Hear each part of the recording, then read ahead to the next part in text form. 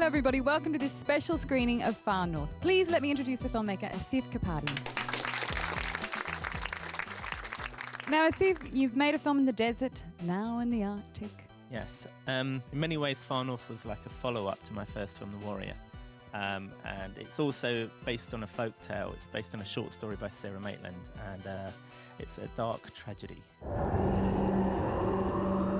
Filmed in Svalbard, midway between Norway and the North Pole. Far North follows Saiva, who's been cursed since birth. When I was of age, I was forced out by the elders. The shaman said I would bring harm on anyone foolish enough to get close to me. When Saiva discovers her community has been slaughtered by land-grabbing soldiers, she rescues orphan Anya. Lead us to the mainland, and I'll let you and the baby live. Saiva raises Anya, played by newcomer Michelle Krusiek, as her own. They live in fear and isolation. No one will find us here. But one day, Saiva finds someone else. A fugitive, played by Lord of the Rings star Sean Bean. Tempting her cursed fate, Saiva rescues another life. I've always been quite fond of doing characters that you know, can express themselves without necessarily having superfluous dialogue. I think you can sometimes say more by looking at someone. I'm Loki. Anya. With the arrival of the strong, silent stranger, a love triangle develops and escalates to a desperate act. Far North, for me, it is very confronting because you confront the darker side of you. Malaysian actress Michelle Yeoh turned down many roles to star in director Asif Kapadia's third feature. There is no way anywhere in any particle of me that would even resemble anyone who could do something like this.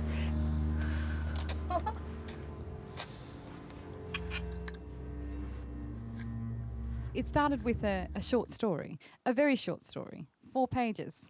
Yes, I genuinely thought, okay, this will be an easy film. This will be 3 people, 1 location, a tent. It can't take a lot of time to build. In, you know, 1 set, 1 icy landscape. Forgive me, I mean, it sounds easy until you mention the Arctic.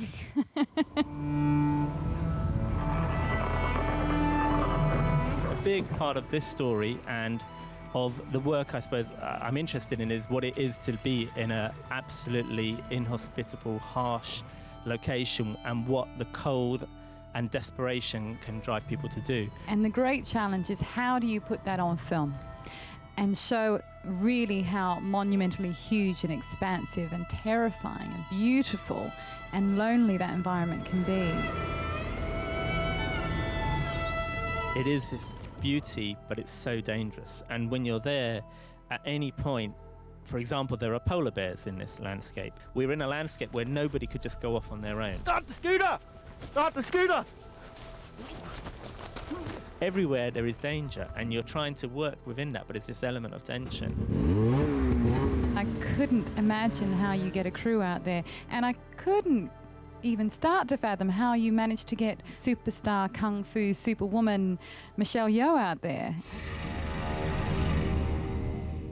I'd been to the location with my crew and a cameraman and a small unit and some film to shoot the place to see whether or not the cameras could deal with the cold, whether or not the batteries would work. Minus 40 degrees. Yeah, it's just how do you physically operate and can we do it? And once I realised, yeah, we can do it, then I was able to show the actors the footage. Where are they supposed to go? And say, we've done it, I've been there, I'm not going to make you do anything I haven't already done. Michelle, she's kind of instinctive and she said, okay, I trust you and I'm going to go on this journey with you.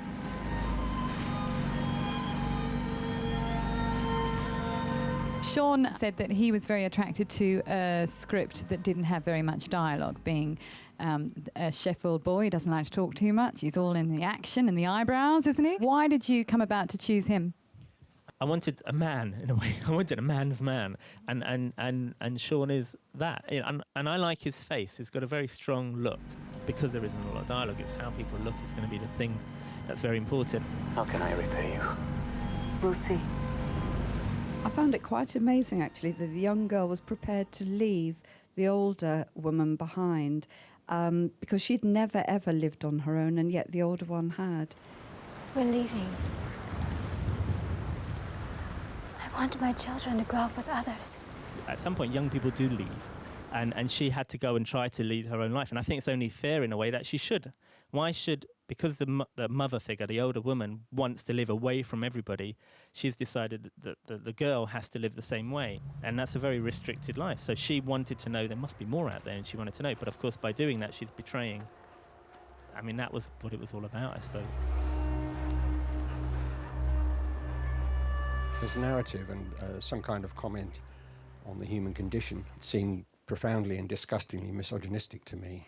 It's funny because the original short story was written by a woman and it's about women, and that's what she does. And I met with her and was shocked by the story and actually asked her a question saying, I don't understand, just help me out. Why does this woman do what this woman does? And she just said, you'd be surprised at what women are capable of.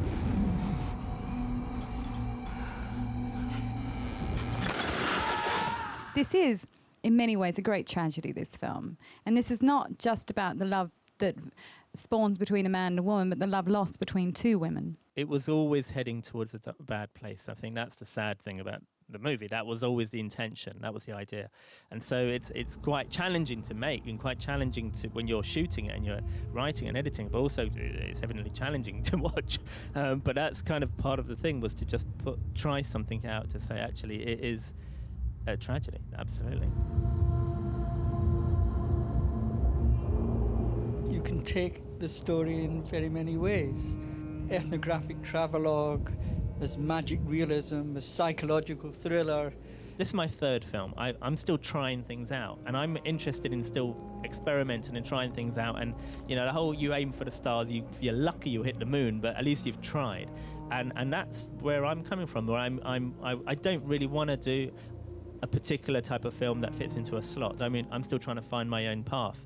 And I like the idea that it's a bit of all of the above. What a triumph, huh?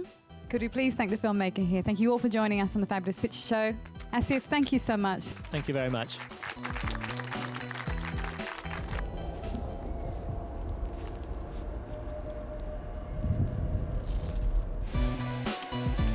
This year, for the first time in 2 decades, the highest award at Cannes went to a French film. And we're giving the jury, led by Sean Penn, top marks for its choice. Pourquoi vous mettez pas Aïssata ou Rachid ou Mohamed ou... Vous mettez tout le temps des noms de platos aussi. The class chronicles a year in a racially and socially diverse Parisian junior high school. Oui, mais enfin, Kumba, tu comprends bien que si je choisis à chaque fois des prénoms en fonction des origines diverses qu'il y a dans cette classe, je vais pas m'en sortir. It's based on Entre les Murs, the memoirs of François Bégador, who plays the teacher in the film. Suleiman, il va se faire virer? Shooting observational style, French director Laurent Conté uses the classroom and its tempestuous relationships as a microcosm of society in general. Depuis que t'es ici, tu t'es calmé? Non, je me suis pas calmé, vous connaissez pas mieux que moi. Et tous les profs le disent, tous les profs disent que t'as une attitude parfaite depuis que t'es là. Alors ça va, ça va pas alors, ça veut dire quoi? Genre, vous m'avez adouci? En regardant ce qui se passe là, entre les murs de In observing what happens behind those cool walls, we can sense the problems that French society, and in fact, the world is facing.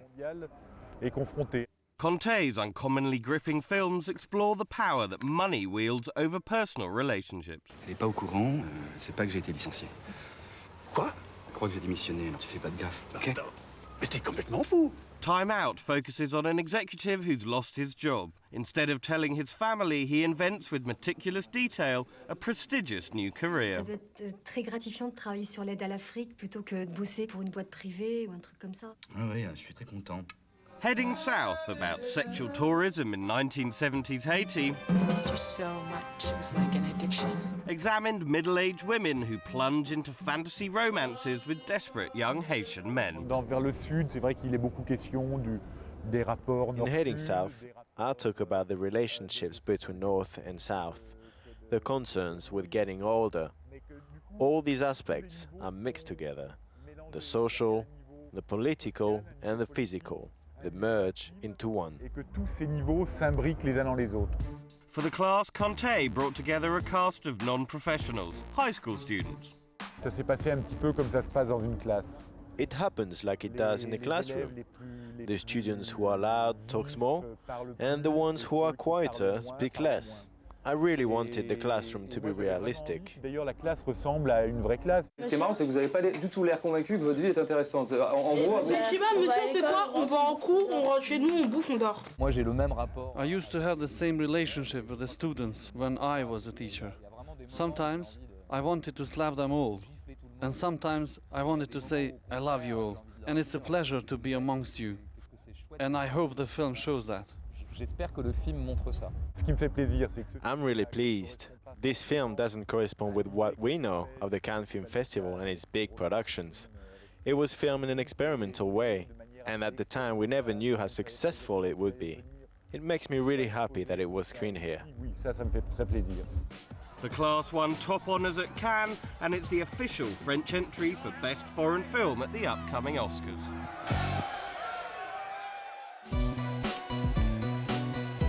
Well, that's it for this fabulous picture show. Now, Asif, you've made The Warrior, you've made Far North. What next? So I feel like we've made a film in the East, we've done a film in the North. What I'd love to do is a quartet of films, so hopefully next Latin America for the South. Remote, warm. Yeah, maybe a different tone. Definitely warm would be good. Definitely warm would be a great idea. After the Arctic, I totally understand that, and I hope that you can join us on the next fabulous picture show, and I hope you come back with your next film. For sure. Great. See you then. On a scale of 1 to 10, what would you give this film and why? I'd give this film a good 8.5, 9 out of 10. The landscape truly reflects how they're feeling more than words could communicate in the film. It's a fantastic film. It's a nice change from watching all these blockbusters. But the ultimate final twist was a bit of a shocker.